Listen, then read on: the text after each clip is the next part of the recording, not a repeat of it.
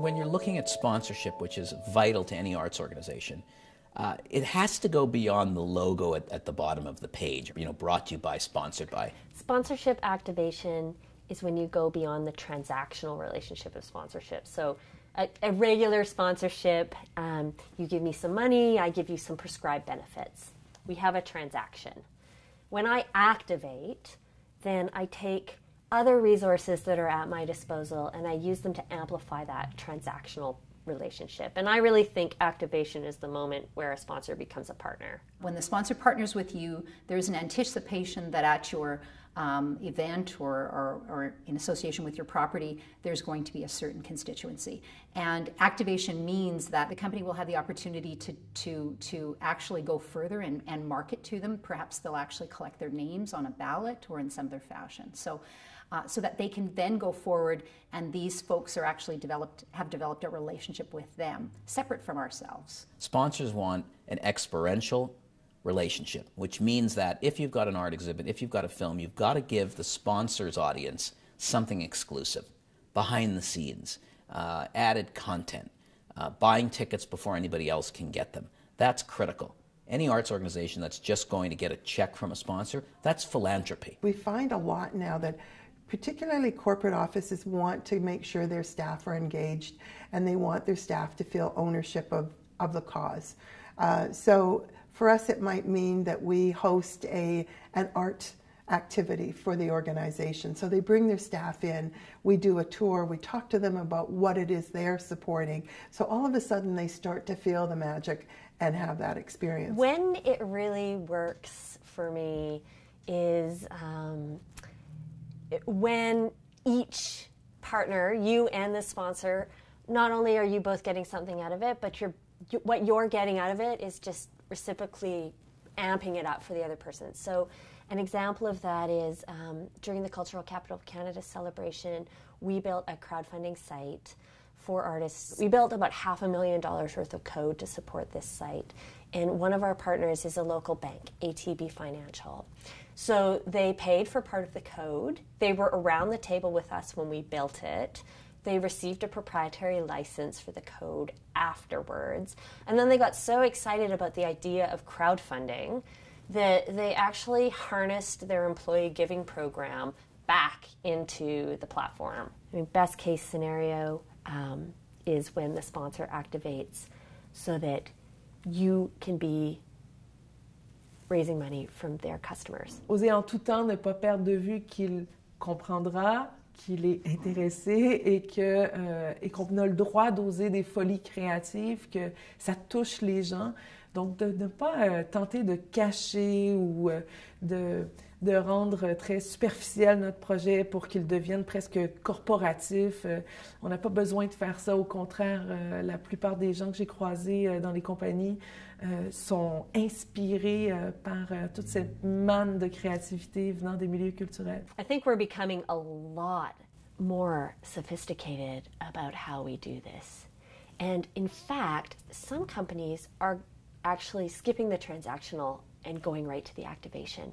Coming to an organization with an activation idea and phrasing it as a sponsorship. You want a sponsor, again, this goes beyond writing a check. You want a sponsor to activate their sponsorship. That means spending money aside from the check that they're writing to be a sponsor. American Express is probably the best in the country that if they're a sponsor of a concert series, for example, which is what we're doing in Toronto, that the card members have a tent to go hang out at intermission. They can go and have something that's exclusive for them, exclusive seating, but an exclusive lounge. We had an organization that is a long-time supporter of ours financially call us and say they were doing a one-day team building exercise. They wanted to do it in a different environment. They didn't want to do it in a corporate boardroom. So they came and spent time with us. But at the end of the day, they came forward and said they wanted to pay it forward. And they made an offer to us, which was to review some of our print materials and help us revise them totally. And some of those people came back to us then as individual volunteers. So they separated themselves from the organization and said, I really want to be closer to you and I want to help in a different way. The circle gets bigger and bigger. Activation is a right, and you have to buy that right by being a sponsor. And the organizations have to enhance the sponsor's experience if they are not sophisticated enough to identify how they want to activate with ideas about how they can activate. I would be silly to give you $1 and not activate it as a sponsor. Actually, if I give you $1, I should spend $5 activating it.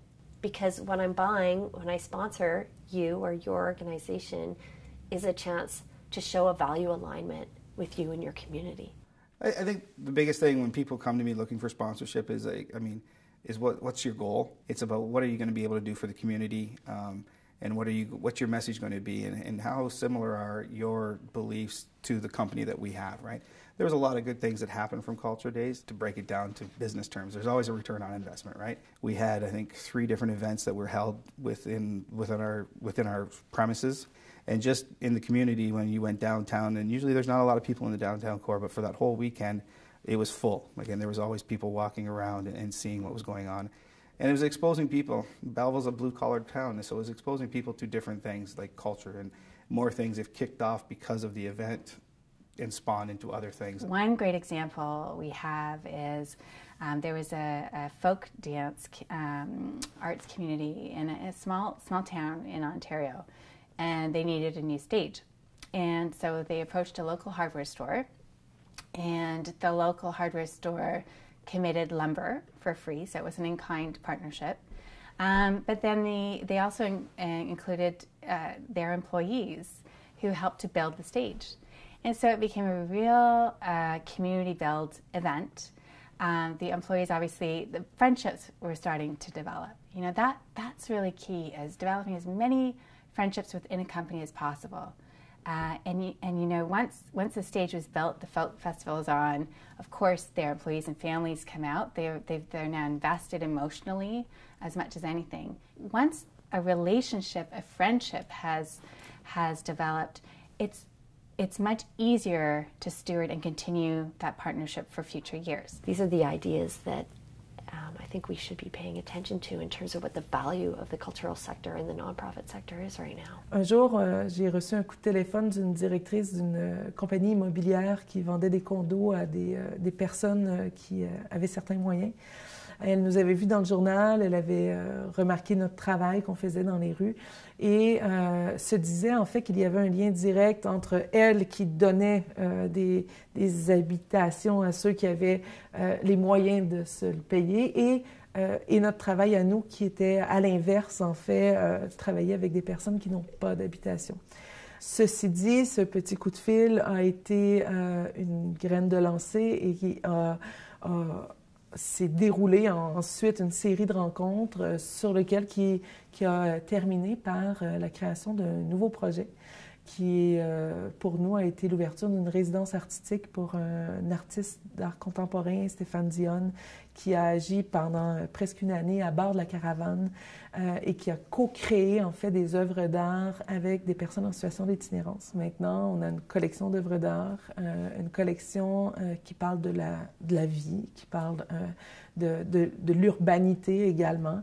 La collection s'appelle Métissage urbain et le vernissage a eu lieu à cette compagnie immobilière où la directrice proposait à chaque nouveau acheteur de condo d'acheter une œuvre d'art pour leur condo. Et du coup, tous les fonds à 100% nous revenaient pour le projet de caravane. Donc, il y avait vraiment une circularité intéressante à cet endroit-là. Et maintenant, le projet, il est terminé, mais on a une collection à faire circuler et qui nous sert comme fil conducteur aussi pour sensibiliser les personnes à ce potentiel créatif qu'on n'ose pas voir toujours.